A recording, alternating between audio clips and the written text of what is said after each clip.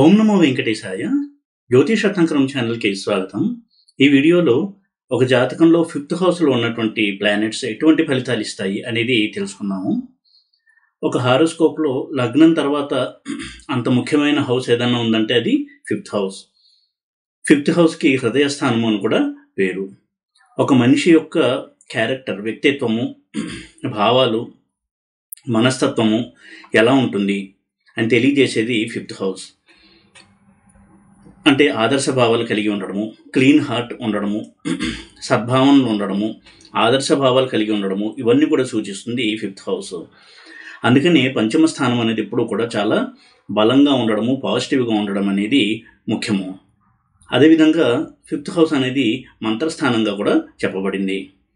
ఒక వ్యక్తికి జీవితంలో మంత్రానుష్ఠానం చేయాలన్నా, మంత్ర సాధన చేయాలన్నా, దివ్యమైనటువంటి అనుభూతులు పొందాలన్నా, ఒక గురువు యొక్క ఉపదేశం ద్వారా ఆధ్యాత్మిక అనుభూతులు పొందాలన్న ఫిఫ్త్ హౌస్ యొక్క పాత్ర చాలా ముఖ్యము. అదేవిధంగా ఫిఫ్త్ హౌస్ అనేది సంతానాన్ని సూచించేటువంటి స్థానము. తనకి సంతానం ఉంటుందా లేదా, ఉన్నటువంటి సంతానం వృద్ధిలోకి వస్తారా లేదా, వృద్ధిలోకి వచ్చినప్పటికీ కూడా వారి వలన వీరికి సుఖం ఉంటుందా లేదా అనేది కూడా తెలియజేసేది ఈ ఫిఫ్త్ హౌస్. సంతానం యొక్క ప్రవర్తన, సంతానం నుండి సంతోషము, ఇవన్నీ కూడా ఫిఫ్త్ హౌస్ అనేది సూచిస్తుంది. అదేవిధంగా రాజకీయాల్లో రాణించడానికి, మినిస్టర్ పదవిని పొందడానికి కూడా ఫిఫ్త్ హౌస్ అనేది చాలా బాగా సహాయపడుతుంది. అదేవిధంగా ఫిఫ్త్ హౌస్ అనేది ఎడ్యుకేషన్, విద్యని సూచించేటువంటి హౌస్. అది మంచి ఎడ్యుకేషన్ ఉండడము, హైయర్ ఎడ్యుకేషను, విదేశాల్లో హైయర్ ఎడ్యుకేషన్, ఇవన్నీ సూచించే హౌస్ ఫిఫ్త్ హౌస్.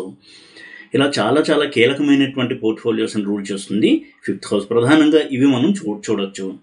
అదేవిధంగా స్పెక్యులేషన్, గ్యాంబ్లింగ్, లాటరీస్, ఇటువంటి వాటిల్లో ధనాన్ని సంపాదించడం సూచించేది కూడా ఫిఫ్త్ హౌసే.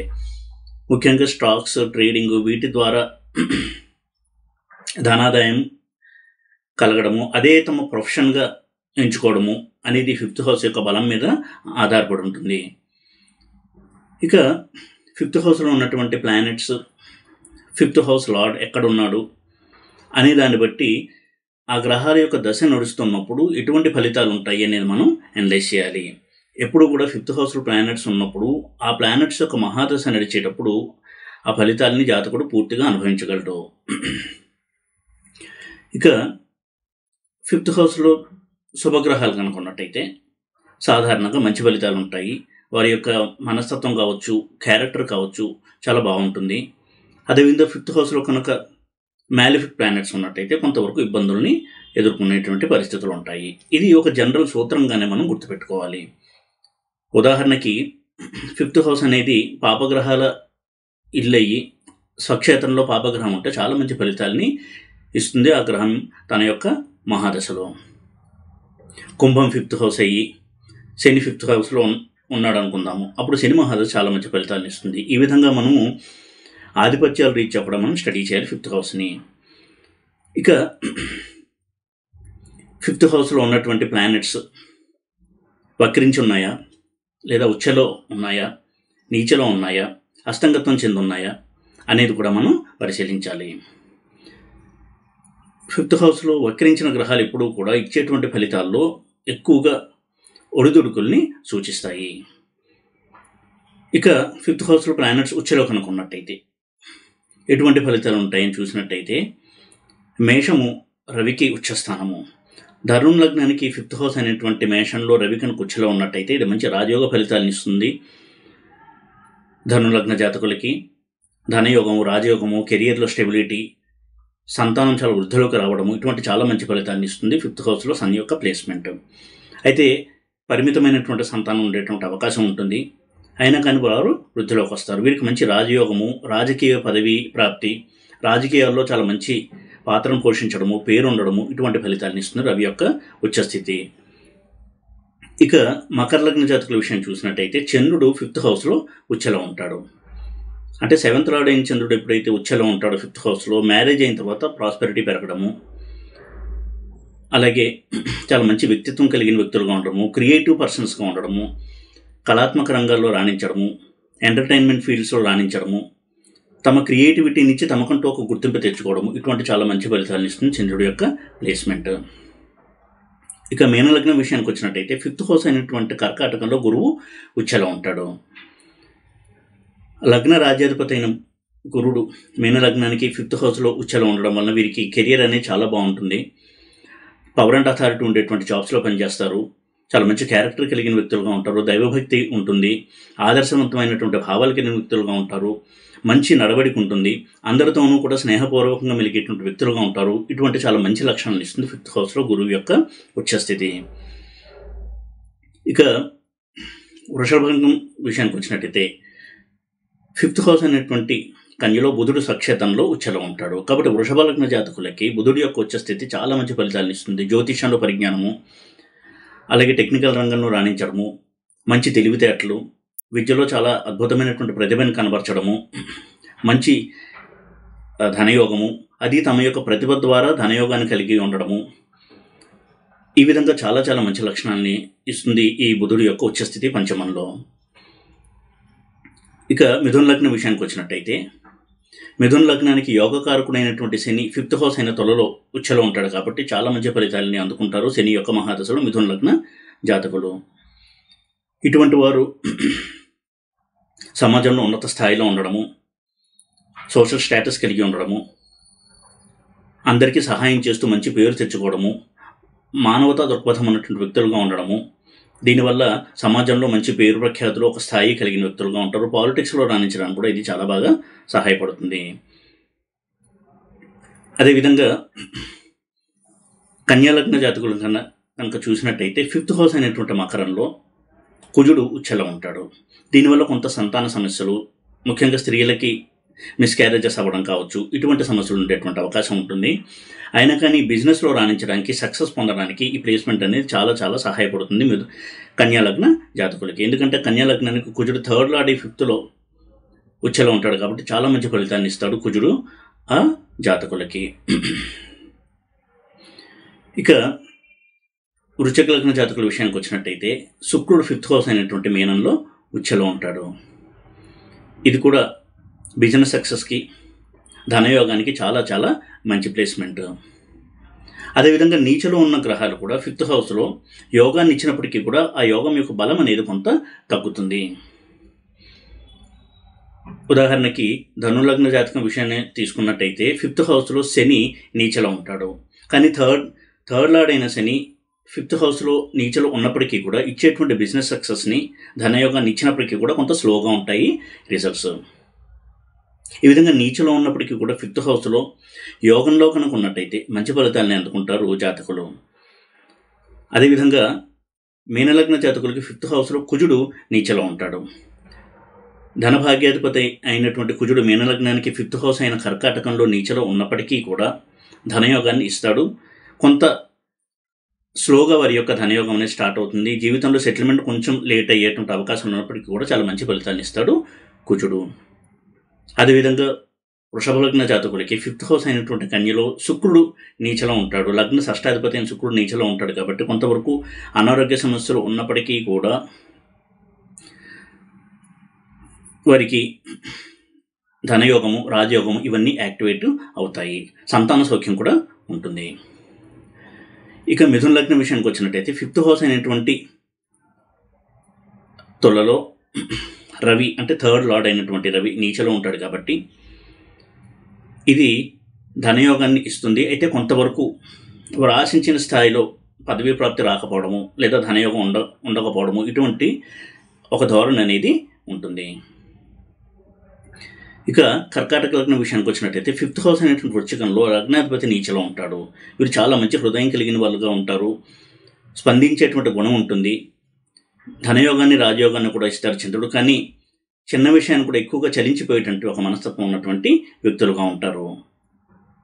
అలాగే కన్యాలగ్న విషయానికి వచ్చినట్టయితే 5th హౌస్ అయినటువంటి మకరంలో గురువు నీచలో ఉంటాడు. కాబట్టి జీవితంలో సెటిల్మెంట్ అనేది లేట్ అవుతుంది. ఎడ్యుకేషన్ కూడా వారు ఆశించినంత స్థాయిలో చేయలేకపోవచ్చు. కానీ ఓవరాల్గా లైఫ్ అనేది బాగుంటుంది. ఇక వృశ్చిక లగ్న జాతకుల విషయానికి వచ్చినట్టయితే 5th హౌస్లో బుధుడు నీచలో ఉంటాడు. అంటే అష్టమ లాభాధిపతి అయిన బుధుడు ఎప్పుడైతే నీచలో ఉంటాడో ఇది తప్పకుండా ధనయోగం ఇస్తుంది. అయితే మధ్యలో అష్టమాధిపత్యం కూడా తీసుకోవడం వల్ల కొద్దిగా వీరికి ఇచ్చేటువంటి ధనయోగాల్లో అప్స్ అండ్ డౌన్స్ అనేవి ఉంటాయి. ఇక 5th హౌస్లో గ్రహాలు అస్తంగత్వం చెందినప్పుడు కూడా కొంతవరకు ఇచ్చేటువంటి ఫలితాల్లో ఆ తీవ్రత అనేది తగ్గుతుంది, ఇంటెన్సిటీ అనేది తగ్గుతుంది. 5th హౌస్లో ఎప్పుడు కూడా ప్లానెట్స్ స్ట్రాంగ్ అండ్ పాజిటివ్గా ఉన్నప్పుడు ఆ ప్లానెట్ తను ఇవ్వగలిగినటువంటి ఫలితాన్ని పూర్తి స్థాయిలో ఇవ్వడానికి అవకాశం అనేది ఉంటుంది. అలా కాకుండా పాపగ్రహాల వీక్షణ, దుస్థానాధిపతుల యొక్క వీక్షణ, ఇటువంటి వీక్షణ అంటే ఆస్పెక్ట్స్ కనుక కలిగి ఉన్నట్టయితే కొంతవరకు ఇచ్చేటువంటి శుభ ఫలితాల్లో ఆ ఇంటెన్సిటీ తగ్గుతుంది, కొంత అప్స్ అండ్ డౌన్స్, అనుకోని కొన్ని నెగిటివ్ రిజల్ట్స్ కూడా ఉండేటువంటి అవకాశం ఉంటుంది.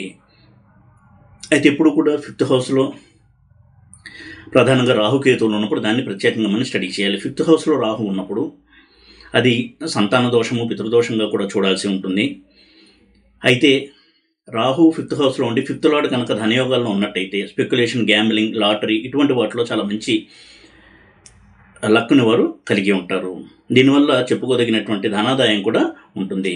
అయితే 5th హౌస్లో ఉన్నటువంటి రాహు మంత్ర సాధనకి, మంత్ర సిద్ధికి కూడా చాలా బాగా సహాయపడేటువంటి గ్రహము.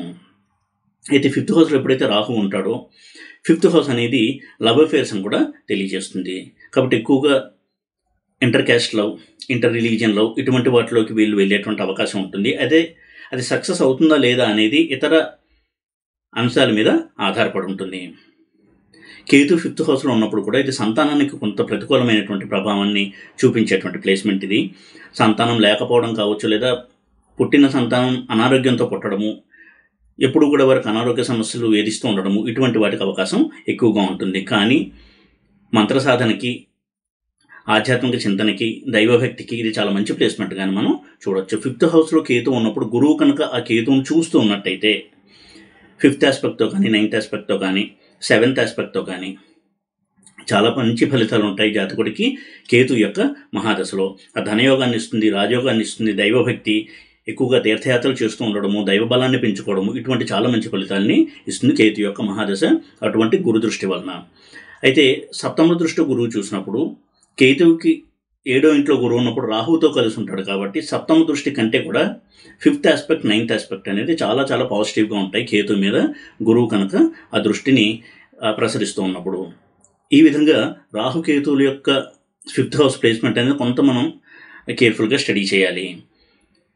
ప్రధానంగా రాహు 5th హౌస్లో ఉన్నప్పుడు ఎక్కువగా లవ్ అఫైర్స్, లవ్ ఫెయిల్యూర్స్, అది కూడా సంప్రదాయ విరుద్ధమైనటువంటి ప్రేమ వ్యవహారాలు, వాటి వల్ల సమస్యలు ఎక్కువగా ఉండేటువంటి అవకాశం ఉంటుంది. 5th హౌస్లో రాహు ఉన్నప్పుడు నైసర్గిక పాపగ్రహాలు కనుక రాహుతో కలిసి ఉన్నట్టయితే, అంటే కుజుడు, శని, రవి ఇటువంటి గ్రహాలు కనుక రాహుతో కలిసి 5th హౌస్లో ఉన్నట్టయితే కొంతవరకు ప్రతికూల ఫలితాలు ఎక్కువగా ఉంటాయి. అది ఎడ్యుకేషన్లో కావచ్చు, లవ్ అఫేర్స్లో కావచ్చు, ధనయోగంలో కావచ్చు. కాబట్టి 5th హౌస్లో రాహువు లేదా కేతు యొక్క ప్లేస్మెంట్ కొంత మనం జాగ్రత్తగా స్టడీ చేయాలి. ఇక ఒక్కొక్క ప్లానెట్ 5th హౌస్లో ఉన్నప్పుడు ఎటువంటి రిజల్ట్స్ ఇస్తాయని కనుక చూసినట్టయితే 5th హౌస్లో రవి యొక్క ప్లేస్మెంట్ అనేది పాలిటిక్స్లో రాణించడానికి, మంచి ఎడ్యుకేషన్కి, ధనయోగానికి చాలా మంచి ప్లేస్మెంట్గా మనం చెప్పుకోవచ్చు. 5th హౌస్లో చంద్రుడి యొక్క ప్లేస్మెంట్ వలన చాలా మంచి ఎమోషనల్ పర్సన్గా ఉండడం, ఎమోషనల్ హార్ట్ ఉండడము, అదేవిధంగా మంచి ఎడ్యుకేషను, సంతాన సౌఖ్యము ఇవన్నీ కూడా ఉంటాయి. 5th హౌస్లో కుజుడు ఉన్నప్పుడు సంతానం వల్ల సమస్యలు, స్త్రీల విషయంలో మిస్క్యారేజెస్ ఇవి ఉండేటువంటి అవకాశం ఉంటుంది. బుధుడు కనుక 5th హౌస్లో ఉన్నట్టయితే ఇది మంత్ర సాధనకి మంచిది, జ్యోతిషంలో రాణించడానికి మంచిది, మంచి ఎడ్యుకేషన్ ఉంటుంది. ఈ విధంగా చాలా మంచి ఫలితాలు ఇస్తారు బుధుడు 5th హౌస్లో. గురువు 5th హౌస్లో కనుక ఉన్నట్టయితే ఇది కూడా చాలా చాలా మంచి రిజల్ట్స్ ఇస్తుంది. అయితే సంతానం విషయంలో కేవలం పరిమితమైనటువంటి సంతానం కలిగి ఉండడము, పుత్ర సంతానం లేకపోవడము ఇటువంటి వాటికి కూడా అవకాశం ఉంటుంది. స్త్రీ సంతానం ఉండడము ఇలాంటివి ఉండేటువంటి అవకాశం ఉంటుంది. శుక్రుడు కనుక 5th హౌస్లో ఉన్నట్టయితే ప్రేమ వ్యవహారాలు, లవ్ ఫెయిల్యూర్స్, దీనివల్ల ఎప్పుడు కూడా మనసు పాడవుతూ ఉండడము ఇటువంటి ఫలితాలు అనేవి ఉంటాయి. శని కనుక 5th హౌస్లో ఉన్నట్టయితే పాజిటివ్గా కనుక్కున్నట్టయితే రాజకీయాల్లో రాణించడానికి చాలా మంచి ప్లేస్మెంట్గా చెప్పుకోవచ్చు. అయితే నెగిటివ్ సైడ్ చూసినట్టయితే పరిమితమైనటువంటి సంతానం కలగడంలో చాలా ఆలస్యం జరగడము ఇటువంటి వాటికి అవకాశం ఉంటుంది. అలాగే రాహుకేతుల యొక్క 5th హౌస్ ప్లేస్మెంట్ గురించి కూడా మనం చెప్పుకున్నాము. ఈ విధంగా 5th హౌస్ అనేది చాలా చాలా ముఖ్యమైనటువంటి హౌస్, ఒక జాతకంలో ఆ హౌస్లో ఉన్నటువంటి ప్లానెట్స్ని మనం కేర్ఫుల్గా స్టడీ చేయాల్సి ఉంటుంది. ఆ ప్లానెట్స్ యొక్క మహాదశ కనుక వస్తే ఎక్కువగా పాజిటివ్గా ఉంటే రెమెడీస్ అవసరం ఉండకపోవచ్చు, కానీ కొంత నెగిటివిటీ ఎక్కువగా ఉంటే మాత్రం రెమెడీస్ చేసుకోవడం అనేది చెప్పదగినటువంటి సూచన. ఎందుకంటే లగ్నం తర్వాత ఒక మనిషికి అంత ముఖ్యమైనటువంటి హౌస్ ఏదైనా ఉందంటే అది 5th హౌస్. ఏ జాతకుడికైనా సరే 5th హౌస్ అనాలిసిస్ అనేది తప్పకుండా మనం చేయాల్సి ఉంటుంది. నెగిటివిటీ ఉన్నట్టయితే రెమెడీస్ చేసుకుని చాలా మటుకు అనవసరమైనటువంటి ఇబ్బందుల్ని దూరం చేసుకోవడానికి తప్పకుండా ప్రయత్నం చేయాల్సి ఉంటుంది. ఈ వీడియో కనుక మీకు నచ్చినట్టయితే లైక్ చేసి, షేర్ చేసి, సబ్స్క్రైబ్ చేయండి. ఓం నమో వెంకటేశాయ.